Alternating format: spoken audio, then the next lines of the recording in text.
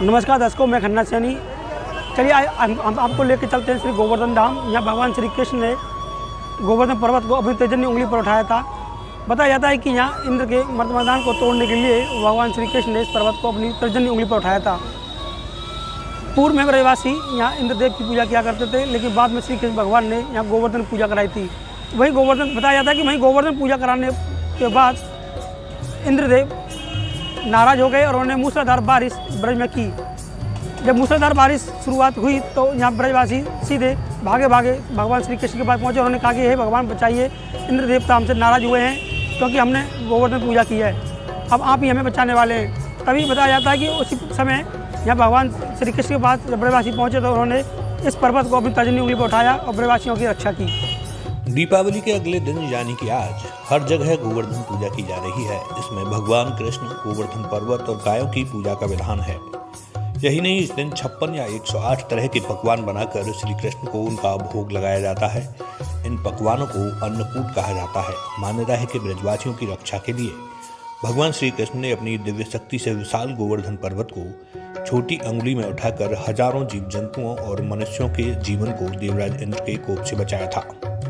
यानी भगवान कृष्ण ने देवराज के घमंड को चूर चूर कर गोवर्धन पर्वत की पूजा की थी। उस दिन से ही गोवर्धन पूजा की शुरुआत हुई। इसे अन्नकूट पर्व भी कहते हैं। इस दिन लोग अपने घरों में गाय के गोबर से गोवर्धन बनाकर उनकी पूजा करते हैं।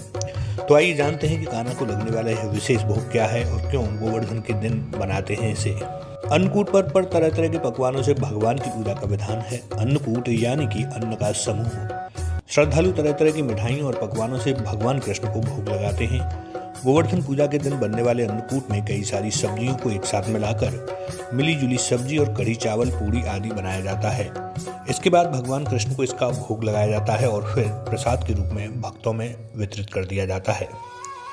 अन्नकूट यानी कि गोवर्धन पूजा के दिन भगवान कृष्ण ने देवराज इंद्र के घमंड को चूर चूर कर दिया था और गोवर्धन पर्वत की पूजा की थी।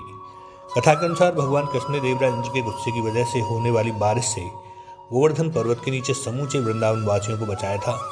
इसके बाद कृष्ण ने लोगों को पर्वत और प्रकृति से मिलने वाली वस्तुओं की अहमियत बताते हुए उसके प्रति सम्मान जताना सिखाने के लिए गोवर्धन पूजा की शुरुआत की थी।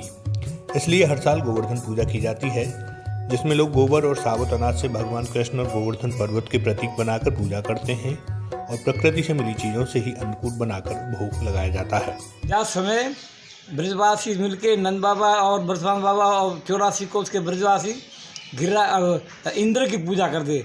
तो भगवान ने सोची, कन्हैया ने सोची कि इंद्र, अरे कौन है इंद्र, जब मैं यहाँ साक्षात हूँ तो इंद्र क्या घमंड कर रहा है। तो उनको घमंड चूर करने के लिए उन्होंने गिरिराज जी को पूजन कराया।